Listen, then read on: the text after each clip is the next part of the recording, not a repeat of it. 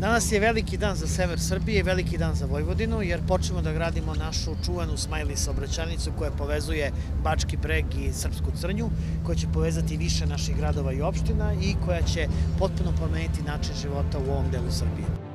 Koliki značaj ima ova saobraćajnica, pre svega u tome što će ona značiti bolju povezanost ljudi, robe. Stizaćemo od Bačkog Brega do Vrbasa za 50 minuta, povezat ćemo se na autoput E75.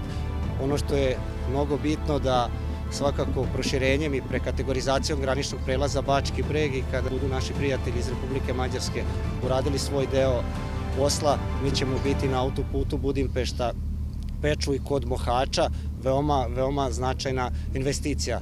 Značit će mnogo i za ukupnu budućnost, za našu zajedničku borbu da ljudi ovde ostanu u manjim mestima, u sredinama, da se ne sele u velike gradove, da ne odlaze u inostranstvo, već da ovde osnuju svoje porodice i da ovde potraže budućnost. I to je ono što je možda najveći efekat ovog autoputa.